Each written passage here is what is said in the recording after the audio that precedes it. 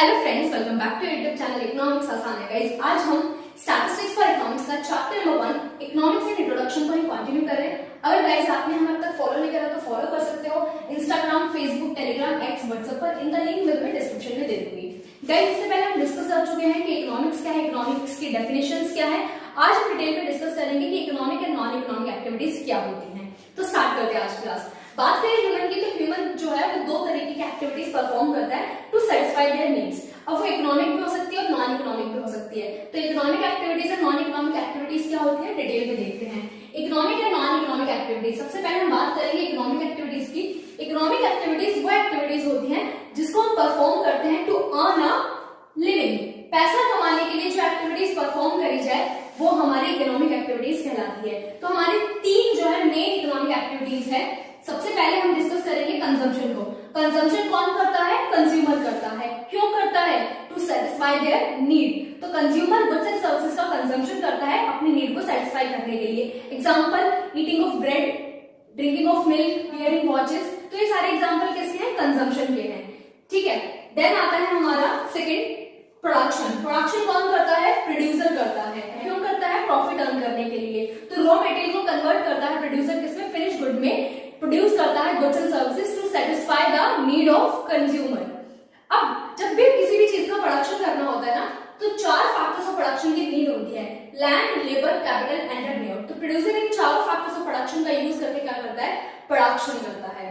बात करें लास्ट जो हमारी इकोनॉमिक एक्टिविटी है वो है डिस्ट्रीब्यूशन। अब जितना भी प्रोडक्शन हुआ है उसको सेल करके जितनी भी इनकम जनरेट होगी वो किसमें डिस्ट्रीब्यूट होगी?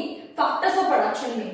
लैंड को क्या मिलेगा? रेंट मिलेगा। लेबर को वेजेस मिलेगी। कैपिटल को इंटरेस्ट मिलेगा और एंटरप्रेन्योर अर्न करेगा प्रॉफिट। तो समझ में आया किस तरीके से हमारी इकोनॉमिक एक्टिविटीज परफॉर्म करी जाती है इकोनॉमी के अंदर। तीन हमारी क्या है? मेन इकोनॉमिक एक्टिविटीज हैं। अब इकोनॉमिक एक्टिविटीज हम इसको क्यों बोल रहे हैं? क्योंकि ये सारी एक्टिविटीज परफॉर्म करके हम क्या कर रहे हैं? लिविंग अर्न कर रहे हैं। फॉर एग्जाम्पल के लिए कंजम्पशन की बात करें तो जब मैं गुड्स को कंज्यूम करती हूँ, तो फॉर एग्जाम्पल मैंने एक ब्रेड खरीदा, तो वो ब्रेड जब मैंने खरीदा तो बदले में शॉपकीपर को क्या देंगे? पैसे दिए होंगे। तो उस शॉपकीपर की क्या है? इनकम है, उसने क्या करी है? लिविंग अर्न करती है। देन बात करें प्रोडक्शन की, तो प्रोडक्शन प्रोसेस में हमारा रॉ मटेरियल यूज होता है। तो रॉ मटेरियल जब खरीदेंगे तो पैसा देंगे ना, तो लिविंग अर्न कर रहे हैं जिससे भी हम रॉ मटेरियल खरीद रहे हैं। देन बात करें डिस्ट्रीब्यूशन की, तो जितनी भी इनकम जनरेट हुई है इकोनॉमी के अंदर, ठीक है, उस जीडीपी को हम डिस्ट्रीब्यूट कर देंगे किसमें? फैक्टर्स ऑफ प्रोडक्शन में। तो फैक्टर्स ऑफ प्रोडक्शन क्या कर रहे हैं? लिविंग अर्न कर रहे हैं। तो वो कोई भी एक्टिविटी जिसमें मनी इन्वॉल्व हो तुम कह सकते हो कि क्या है? इकोनॉमिक एक्टिविटीज है। देन बात करते हैं नॉन इकोनॉमिक एक्टिविटीज की। नॉन इकोनॉमिक एक्टिविटीज वो एक्टिविटीज होती हैं जिसका मोटिव लिविंग अर्न करना नहीं होता है। क्यों करते हैं ये एक्टिविटीज परफॉर्म? इंस्पायर्ड होती है एक्टिविटीज सेंटिमेंटल रीजन से। वो सेंटिमेंटल रीजन क्या हो सकते हैं? लव हो सकता है, सिंपैथी हो सकता है, सेंटिमेंट्स हो सकते हैं या पेट्रोटिज्म हो सकता है। अब ये एक्टिविटीज क्या क्या हो सकती हैं? फर्स्ट हम डिस्कस कर रहे हैं charitable activities. Charitable activities like blood donation camp. अब वहां पर हम जाते हैं, ब्लड डोनेट करते हैं, वहां से हमें कोई मॉनेटरी रिवॉर्ड मिलता है? नहीं मिलता, बट एक सेटिस्फेक्शन मिलता है कि हाँ कि हमने ब्लड डोनेट करा है, किसी की लाइफ हम सेव कर पा रहे हैं। और क्या एग्जाम्पल हो सकता है कि हम एक नीडी चाइल्ड को एजुकेशन प्रोवाइड करा रहे हैं, तो ये हमारे एग्जाम्पल हो जाएंगे चैरिटेबल एक्टिविटीज के। सोशल एक्टिविटीज फॉर एग्जाम्पल के हम गेट टुगेदर कर रहे हैं या पार्टीज अटेंड कर रहे हैं, किसी की वेडिंग में जा रहे हैं। क्यों जा रहे हैं? वहां से कोई रिवॉर्ड मिलता है क्या?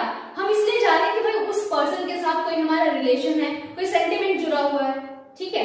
देन आता है पॉलिटिकल एक्टिविटीज। पॉलिटिकल एक्टिविटीज जो पॉलिटिकल पार्टीज रैली निकालती है, हम जाते हैं उन रैली में उन पार्टीज को सपोर्ट करने के लिए जिसके भी हम फेवर में हैं। क्यों करते हैं?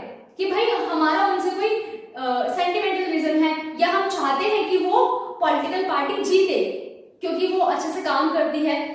वहां से हमें कोई मॉनेटरी रिवॉर्ड नहीं मिल रहा है। और क्या हो सकती है पॉलिटिकल एक्टिविटी? जैसे हम वोटिंग करने जाते हैं, तो वोटिंग करने जाते हैं तो हमें कोई पैसे थोड़ी मिलते हैं। हम वोट करने जाते हैं क्योंकि हमारा वो राइट है और हम अपने राइट को अच्छे से यूटिलाइज करते हैं ताकि हम सही पर्सन को इलेक्ट कर सके। देन आता है रिलीजियस एक्टिविटीज। हम भगवान से क्या करते हैं? प्रे करते हैं। अब भगवान से प्रे करने के क्या पैसे मिलते हैं? नहीं, हमारे एक फेथ है भगवान में, हमारे एक विश्वास है जिसकी वजह से हम क्या करते हैं? उनसे प्रे करते हैं, प्रार्थना करते हैं। और क्या रिलीजियस एक्टिविटीज हो सकती है?